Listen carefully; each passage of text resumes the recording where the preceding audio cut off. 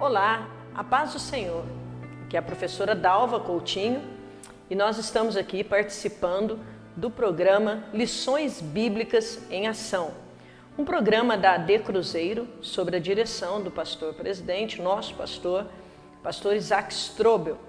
É uma alegria estar aqui conversando, partilhando com os irmãos, com os nossos professores sobre a lição bíblica da escola dominical. Nós sabemos que a escola dominical acontece no domingo, onde nós nos reunimos com os nossos alunos e então sim, acontece a prática do aprender e a prática do estudar a Bíblia. E neste domingo nós estaremos estudando a lição 7, dia 13 de fevereiro. E o tema da lição é A Bíblia Transforma Pessoas. Nós estamos falando com os nossos professores e trazendo aqui mais uma ferramenta de trabalho, Nós entendemos que durante toda a semana os irmãos já estão lendo a lição, já estão participando das referências bíblicas, se alimentando, porque a ideia é essa, não é? Nós nos alimentamos durante toda a semana para que no domingo nós possamos ali trazer também este alimento prático para os nossos alunos. Eu gosto de fazer os slides, porque eu entendo que quando nós estamos fazendo os slides, nós estamos pensando no nosso aluno, pensando naquela pessoa que estará ali participando da escola bíblica dominical.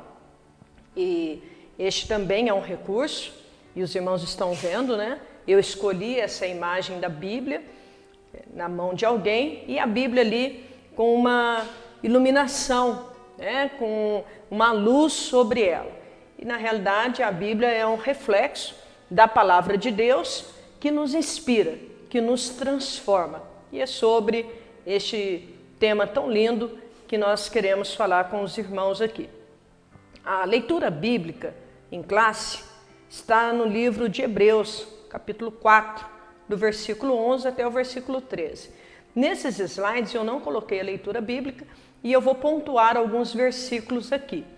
Mas para os alunos eu também coloco a leitura bíblica, porque às vezes alguns alunos não trazem a Bíblia, então nós colocamos ali para que todos possam ler a Bíblia.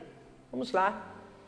Nós temos aí o texto áureo, porque a palavra de Deus é viva e eficaz, e mais penetrante do que espada de dois gumes. Penetra até a divisão da alma e do espírito, e das juntas e medulas, e é apta para discernir os pensamentos e intenções do coração. Hebreus capítulo 4 e versículo 12. Então este versículo do texto áureo, que é o nosso texto de ouro, ele já está inserido na leitura bíblica também, que depois nós iremos conversar com os irmãos. A verdade prática, às vezes, irmãos, no momento em que nós estamos dando aula, nós não atentamos tanto para isso. Como é que nós estamos conversando com os professores, É bom que nós observemos esse texto. Então, já pensar o que é a prática da lição, o que o meu aluno precisa sair da escola dominical, ao fim da escola dominical, qual é a prática, o que ele leva desta lição. Então, a verdade prática é aquilo que depois, ao fim de cada lição, é aquilo que se espera do aluno e, claro, de todos os professores também. Está aí a nossa verdade prática, que é o texto que nós deveremos praticar ao término dessa lição e praticar durante toda a nossa vida. A palavra de Deus é viva, anula os conselhos das trevas e nos torna humildes diante de Deus. Esse novo currículo da IBD, da Escola Bíblica Dominical, ele traz, ele está reformulado pensando no professor. Então eu entendo que todos os irmãos possuem a lição de adulto, da Escola Bíblica Dominical, e ela traz já no início um plano de aula que para nós atentarmos para ele, observarmos esse plano de aula. Eu tenho já há algum tempo trabalhado a prática do magistério e eu não entendo uma aula sem plano. A aula tem que ser, sim, planejada. Irmãos, como eu estou falando com professores, eu vou ficar bem à vontade para falar, não é? Pela graça e misericórdia do Senhor, eu trabalho fora da igreja em escola e trabalho na igreja, né? Já com uma experiência de algum tempo, né? Desde os meus 12 anos, eu já comecei na escola bíblica dominical, tive a oportunidade de começar trabalhando com os alunos ainda, né, lá nos juniores. Então ali eu fui aprendendo a ensinar. Os irmãos observam, né, que eu vou depois passar no concurso público e trabalhar, mas eu já desenvolvi essa prática, essa vocação de ensinar aqui na igreja, né, onde nós começamos a dar os nossos primeiros passos. Isso com os 12 anos eu estava dando aula, mas desde os 6 anos eu já era aluna da escola bíblica dominical. Então a gente vai criando essa prática. E nesses anos todos nós vimos, né, como a escola dominical passou por etapas, né? Hoje nós temos aqui, os irmãos estão vendo, né, nós temos o recurso do Data Show, onde nós podemos preparar o nosso slide para trazer para o aluno.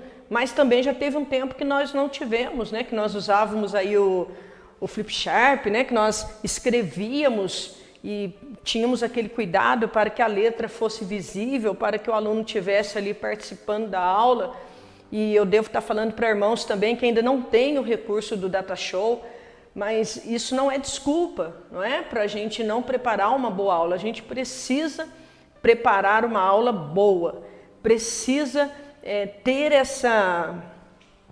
esse compromisso. Eu vou usar a palavra compromisso. Esse compromisso com o aluno que vai ou que vem, né, no domingo de manhã para a escola bíblica dominical para nos ouvir. Hoje há uma carência muito grande no magistério público e também dentro do magistério cristão, de pessoas que estejam envolvidas com o ensinar. É tarefa árdua, é difícil e principalmente se a pessoa não estiver envolvida. Não dá para eu pegar o texto da escola bíblica dominical, né, no sábado à tarde, vou até falar à tarde, nem vou falar à noite, né? Mas não dá para eu pegar o texto da escola bíblica dominical, desprezar, né, o comentarista da lição, e aqui dentro da pedagogia ele sugere um plano de aula e eu vim para a escola dominical e dar uma lida ali no texto e vim para trabalhar com os meus alunos. Não dá. Todos nós precisamos nos curvarmos diante do comentário da lição. E aqui tem então esse plano de aula. Dentro do plano de aula, o plano de aula ele é dividido em 4 partes e ele traz uma introdução, não é? E aí faz a apresentação da lição. Na apresentação da lição, o comentarista ele já sugere para nós 3 objetivos. E o que são objetivos? Objetivos são os quesitos que eu preciso alcançar ao final da minha aula.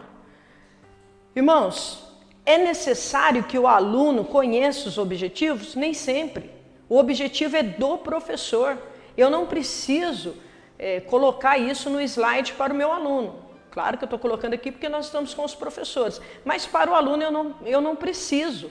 O aluno não precisa saber disso. Se quiser passar para o aluno também não tem problema. Mas ele não precisa. Agora eu preciso saber aonde eu quero chegar. Tem uma frase do livro... não vou lembrar o nome do livro agora, mas é um livro infantil. Que a menina se perde e ela pergunta para o gato. O gato pergunta para ela, onde você quer chegar? E ela diz assim, eu não sei. Então, se a gente não sabe aonde a gente quer chegar, qualquer direção serve. O objetivo, ele está dizendo para mim onde eu quero chegar. Eu preciso saber onde eu quero chegar. Eu preciso saber qual é a direção que eu vou tomar. Então, estão aí os 3 objetivos que nós vamos falar nessa lição. Primeiro, destacar que a palavra de Deus é viva e eficaz. Destacar. Eu acompanhei, né, as outras lições, até a lição 6, nós estudamos todas as lições, e mesmo que eu não venha aqui, irmãos, eu posso acompanhar online, eu gosto de acompanhar, até para que nós tenhamos esse feedback de uma lição para outra e esse retorno de uma lição. Então, os irmãos viram que todas as lições, elas trazem um tema-chave, né? Nós estudamos a Bíblia, a inerrante palavra de Deus.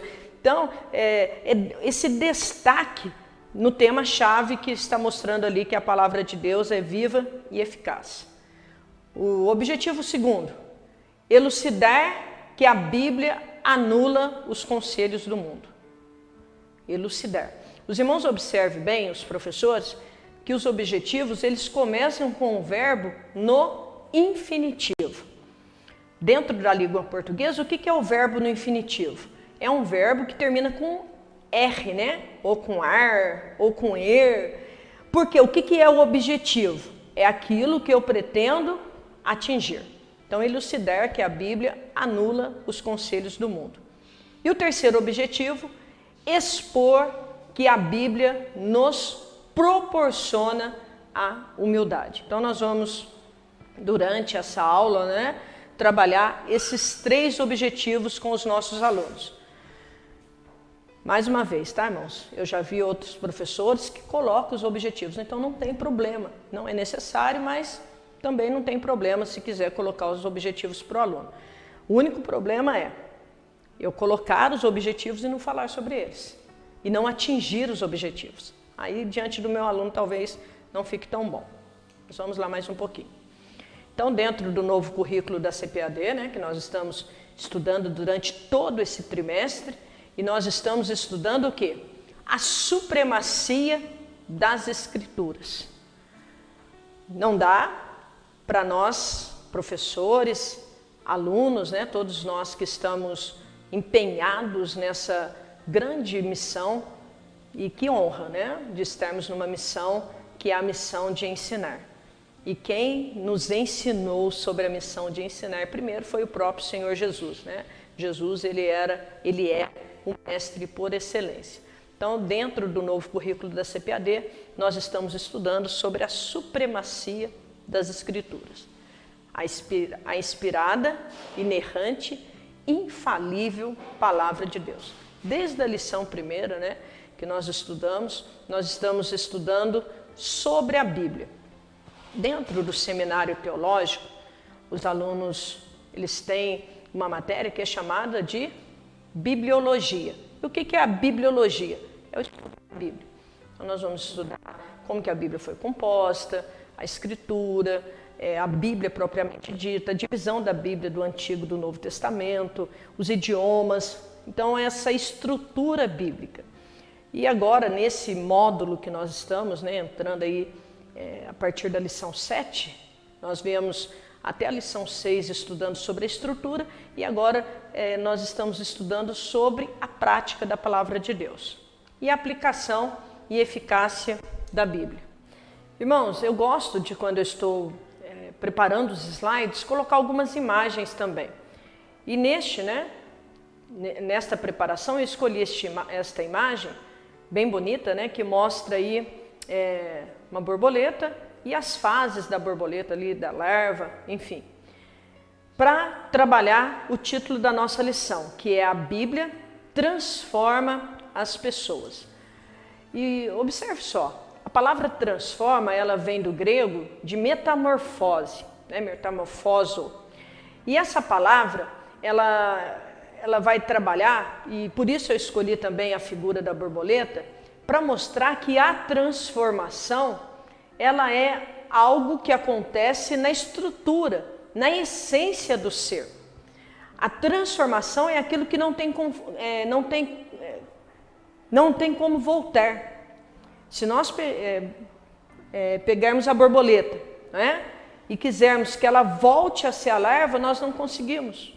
Porque a transformação, ela acontece na estrutura e ela muda o ser que está sendo transformado. Ela é diferente de 3 palavras, né, que são do transformar também, que é, por exemplo, a palavra formar. E o que é formar? Formar vem dos livros, das filosofias, que também são tratadas na nossa lição. Lá no tópico 3 vai tratar um pouquinho sobre as filosofias, mas vamos lá. Quem tem a capacidade de formar? É a capacidade humana. Então, por isso que quando o aluno vai para a escola, né, ele passa por um processo de formação, até chegar na formatura. Então, o formar é para nós pensarmos que o formar é uma linguagem ou é uma estrutura, embora nós entendemos também que Deus ele nos inspira, que Deus ele nos dá o conhecimento, mas eu estou dizendo que formar o homem consegue formar. E quando nós observamos dentro da formação humana, nós vamos entender essa mudança, mas não uma mudança de estrutura, de essência. Haja visto, algumas pessoas passam até pela escola, né, ficam um tempo estudando na escola e de repente nem aprende nada. E por que não dizer que alguns vão para a formatura e não se transformam, né? Então, a palavra formar. Depois a palavra reformar, que fala de reformar coisas, pessoas. Melhor aparência, né? Uma reforma, quando nós fazemos uma reforma na nossa casa, nós melhoramos a aparência da casa, mas isso não quer dizer que nós destruímos o alicerce da casa e fizemos de novo. Não, é só uma reforma, é só um tapa, né? É só uma melhora. E tem também uma outra palavra que puxa da palavra transformar, que é o deformar. E nós observamos, às vezes, né, algumas pessoas que ficam deformadas pelo uso de anabolizantes, por tantas coisas, né? E às vezes nós falamos, nossa, ficou feio. Alguns ficam monstruosos, não é? Então é o deformar. E o apóstolo Paulo, observe na sua Bíblia, Romanos, quando o apóstolo Paulo escreve a epístola de Romanos, no capítulo 12, vamos ler, é um texto bastante conhecido, mas nós vamos fazer a leitura. Romanos capítulo 12, o versículo 1 e o versículo 2. Olha o que diz a Bíblia. Rogo-vos, pois, irmão, pela compaixão de Deus, que apresenteis o vosso corpo em sacrifício vivo, santo e agradável a Deus, que é o vosso culto racional. E não vos conformeis, é o conformar, que também sai da palavra, né, que dá para a gente fazer uma alusão aí com a palavra transformar. E não vos conformei. O que é conformar? É tomar a forma com este mundo. Mas transformai-vos pela renovação do vosso entendimento, para que experimenteis qual seja a boa, perfeita e agradável vontade de Deus. Transformar. E observe que a transformação que o apóstolo Paulo fala aqui, ela não ocorre dentro de uma universidade.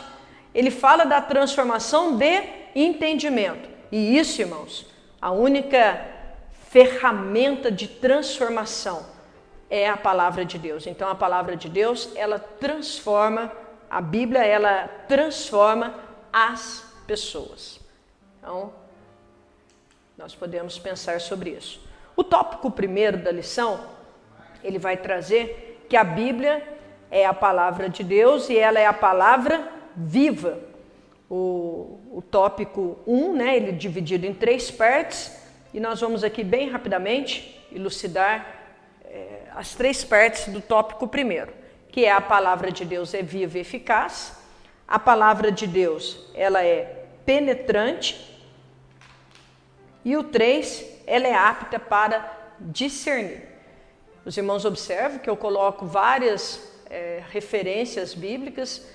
Não dá tempo durante a aula de ler todas, mas estão todas as referências ali. A palavra de Deus é viva e eficaz. O que é eficaz? É aquilo que produz efeito, que dá resultado. Quando nós estamos sentindo uma dor e nós tomamos um remédio, nós só sabemos se aquele remédio foi eficaz, se ele combateu a dor. Se dá com uma infecção, o remédio que é bom para a infecção é o tal remédio. Por quê? Porque ele é eficaz, ele traz um resultado. E a Bíblia, ela traz resultado. Ela é viva e eficaz.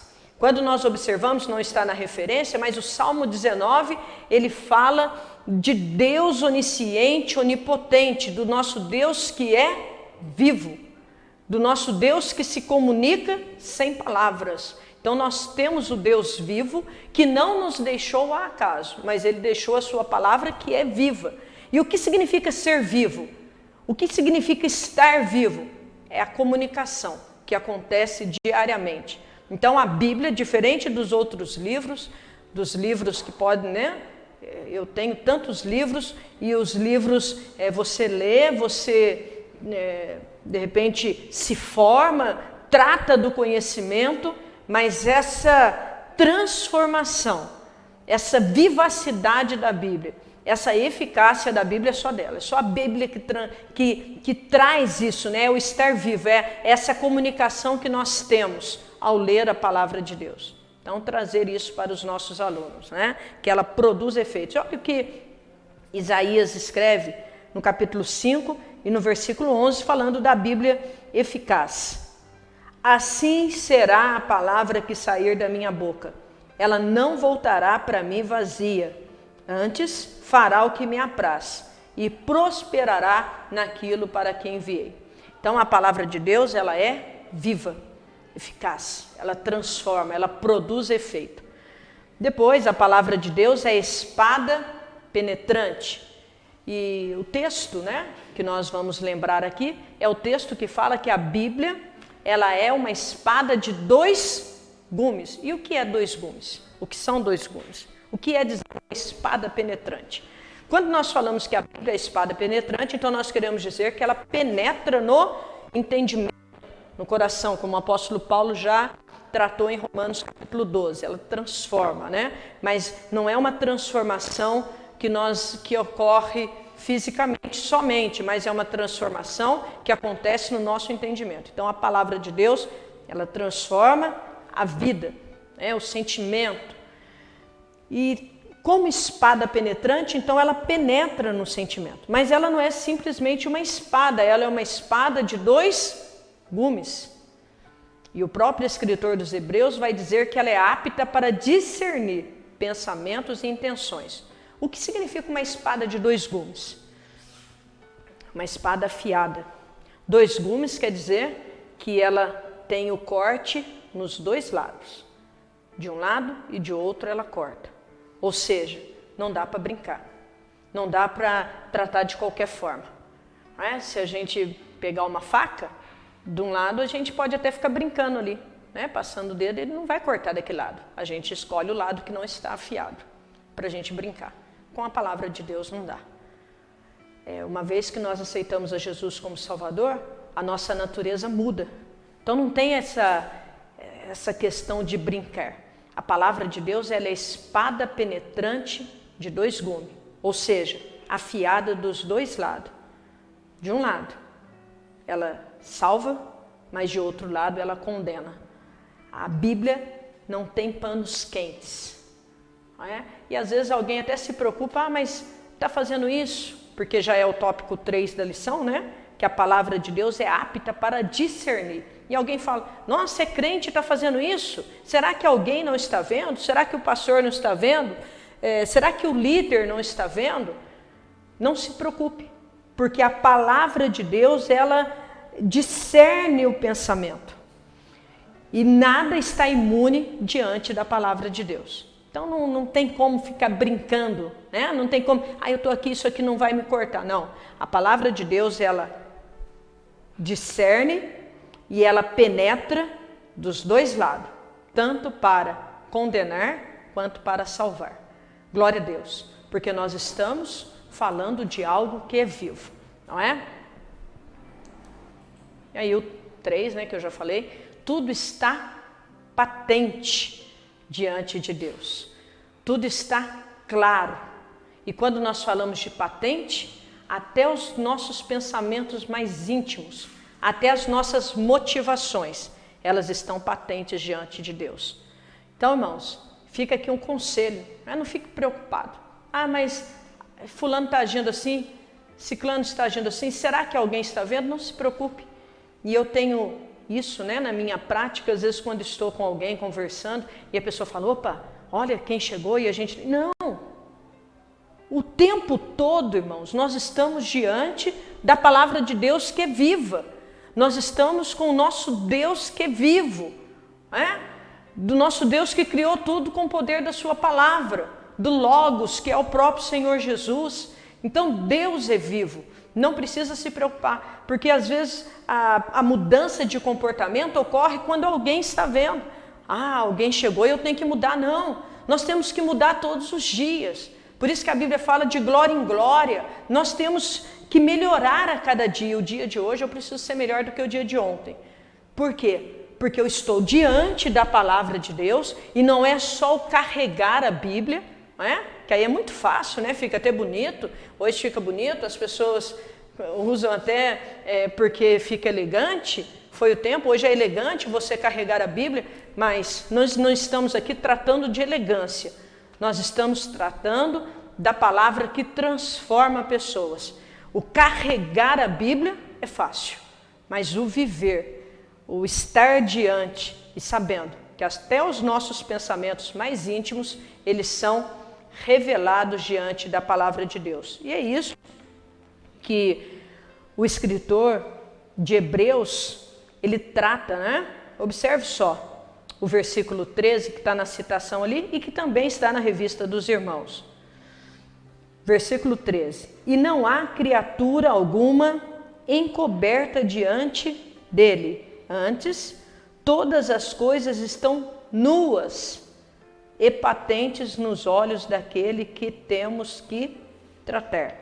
Então, irmãos, às vezes a pessoa fica, preocupado. Não precisa se preocupar. Deus, ele sabe de todas as coisas, tá? A palavra de Deus, ela expõe todos os sentimentos. Glória ao nome do nosso Senhor. Antes de eu cometer alguma coisa, Deus, ele já conhece a intenção do meu coração. Então não se preocupe, fique tranquilo que Deus está cuidando de tudo. Depois do tópico 2, o tópico 2 da lição, eu trouxe mais uma figura. Eu escolhi essa figura de um soldado e ali parece que ele está no momento de meditação e a impressão que ele está fazendo uma oração e ele está com a Bíblia. A Bíblia, ela anula os conselhos do mundo. E o escritor aos Hebreus, vamos até voltar um pouquinho aqui. Deixa eu ver se eu já consigo achar o texto aqui. Porque dentro lá do plano de aula, voltando só um pouquinho, o tempo nosso é curtinho, mas voltando um pouquinho, você pode sugerir para os alunos, se algum dos alunos tem um testemunho para contar. E até tem um texto que está sugerido nessa lição, que é como os adultos aprendem, que é diferente das crianças. A criança você leva ali o fantoche, você muda a voz, com o adulto não. Mas o adulto ele aprende participando, e é possível que tem alguns alunos na sala que gostem de falar, e aí você pode aproveitar nesse momento para eles falar de uma transformação bíblica, ou falar de um combate, de algo que ele participou, e agora eu estou até falando combate aqui, embora eu tenha colocado a imagem do soldado, mas eu estou falando combate aqui, num combate espiritual mesmo, que é o que a Bíblia trata. E os irmãos observam que o escritor da epístola aos Hebreus, ele sugeriu para nós uma prática. E qual foi a prática? De olhar, deixa eu ver se eu acho esse texto aqui, está no capítulo 3 de Hebreus, o versículo 17. Ele traz para nós uma imagem. Eu gosto muito de trabalhar com a imagem, mas os irmãos observam que o escritor de Hebreus, ele traz para nós uma imagem de quem? Do povo do Antigo Testamento, que 40 anos andaram no deserto e foram privados de entrar na terra prometida. Por quê? Claro que não todos, nós sabemos, mas a maioria deles. E por que eles foram privados de entrar na terra prometida? Observe só. Você pode também trazer esse texto para a sua sala. Hebreus capítulo 3, embora o nosso texto bíblico está no capítulo 4, mas observe 3, 16 até o 17, olha o que a Bíblia diz. Porque, havendo alguns ouvido, o provocaram, mas não todos os que saíram do Egito, por meio de Moisés, mas com que se indignou por 40 anos, Não foi porventura com os que pecaram, cujos corpos caíram no deserto? E a quem jurou que não entrariam no seu repouso, senão aos que foram desobedientes? Então, olha bem, eu não li, mas deixa eu ler o versículo 15 também. Enquanto se diz, hoje, se ouvirdes a vossa voz, não endureçais o vosso coração, como na provocação. E aí na provocação ele vai voltar ao texto dos hebreus que não entraram na terra prometida. Observe, se ouvirdes. Irmãos, e como que nós ouvimos a voz de Deus? Se nós, E o momento que nós não estamos na igreja, no momento que nós estamos na igreja, nós ouvimos através da ministração da palavra, estamos aqui na escola dominical, nós estamos ouvindo. Mas como que nós ouvimos a voz de Deus? Deus fala ao meu coração através do Espírito Santo, sim. Mas aqui, irmãos, a leitura da palavra. Eu tenho que me deliciar da palavra. Como que Deus fala comigo? Através da sua palavra, que é viva e eficaz. Então, quando nós colocamos, o tópico 2, até tem uma, depois eu vou corrigir ali, que é o 2, a Bíblia anula os conselhos do mundo. E por isso a imagem do soldado. Observe só. Se é uma guerra, eu tenho que ter armas, não é? Nós estamos numa guerra. E para trazer essa prática para os nossos alunos, lembrar lá dos objetivos, que o objetivo é mostrar que a Bíblia é viva e eficaz, e um dos objetivos também é isso, mostrar que ela anula o conselho do mundo. O Salmo 1 também não está na inferência, mas ele fala, do varão que não se assenta na roda dos escarnecedores. Que é assentar, não é assentar de sentar, assentar no seu coração. Então, essa transformação que ocorre no coração é com a palavra de Deus. E aí, Efésios, o apóstolo Paulo escrevendo aos Efésios, ele vai falar, que as armas que nós temos, elas precisam ser espirituais, porque nós não estamos lutando contra carne e sangue. O que é lutar contra carne e sangue? É uma luta humana. Luta humana se vence com armas humanas. Mas o apóstolo Paulo traz para nós que nós temos que tratar com uma guerra espiritual. E guerra espiritual não se vence com armas humanas, se vence com armas espirituais. E quais são? Aí você vai ler o texto de Efésios, vai falar, tomando capacete, armadura, que é a oração, a perseverança, a leitura da palavra de Deus, não somente a leitura, mas a prática da leitura, a exegese do texto, é você ler, você interpretar o texto e você praticar aquilo, que você está lendo, se alimentar e viver com isso, praticar aquilo que você está lendo. Então, entender que nós estamos numa batalha e também entender que dentro dessa batalha nós precisamos estar armados. Destruição de fortalezas, aí nós temos, e através da palavra de Deus nós vamos destruir fortalezas que são ódio, mentira, maldade, tantas coisas que o príncipe deste mundo, que é o diabo, ele vem semear sobre nós. Então nós vamos conseguir através da palavra de Deus. Destruição de falsos argumentos. Lembra lá do primeiro slide, que eu falei do formar? E aí entra as filosofias. E hoje, nós temos filosofias anticristãs que estão também nas escolas. E o que vai dizer para o aluno que está lá? E agora eu estou pensando no aluno cristão, que aquela filosofia, embora seja tratada ali, ela é uma filosofia anticristã, ele está armado. Mas ele tem que ir armado para a faculdade? Tem. Armado da palavra de Deus. O que vai dizer para mim dentro do meu ambiente de trabalho? Que alguém vem, de repente, me injuria, fala mal de mim, e o que eu faço?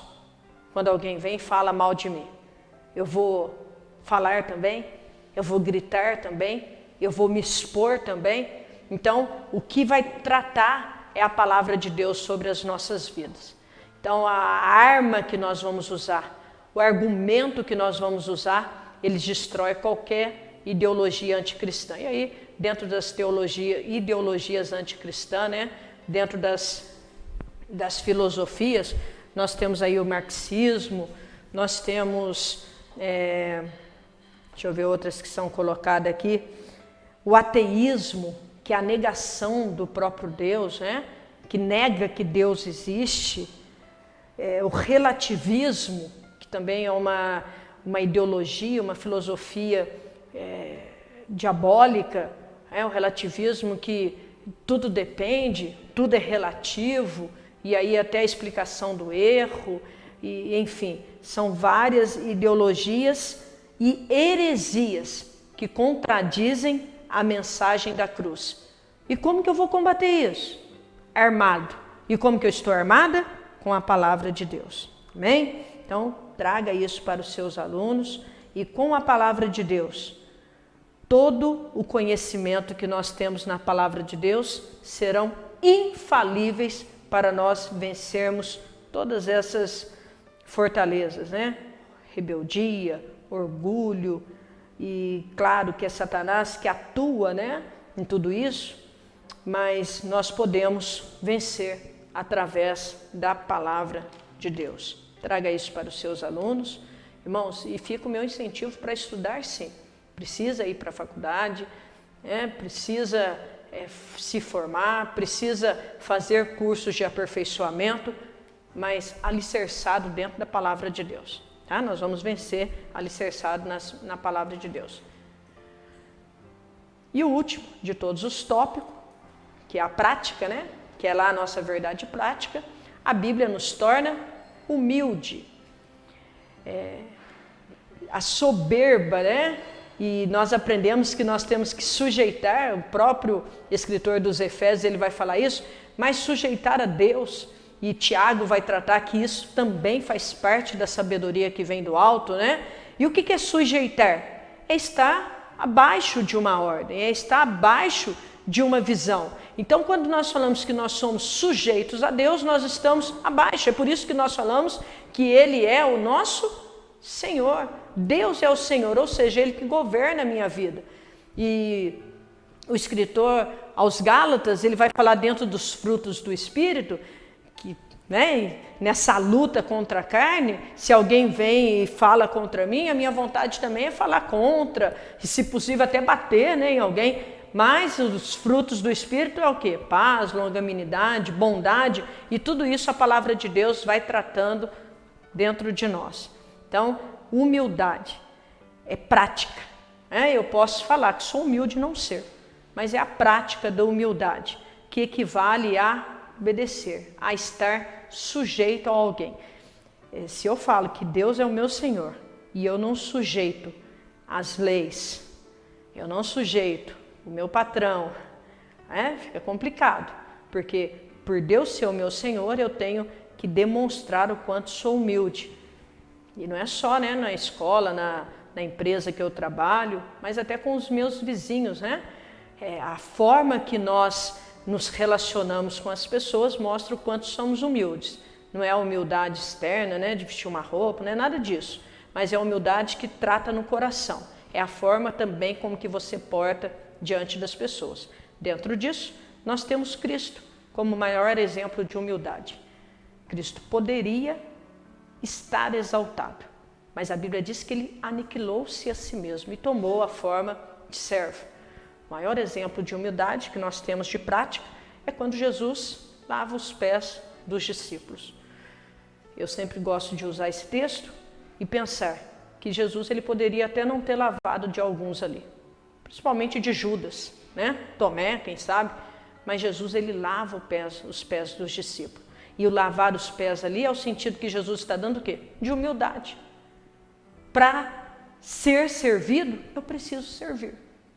Preciso mostrar o mestre é aquele que serve, é aquele que desce, é aquele que atinge o seu aluno, o seu discípulo, aonde ele está. E os irmãos vão se lembrar que quando Jesus vai lavar os pés de Pedro, Pedro fala, não, os meus não, mas se não lavar não tem parte comigo.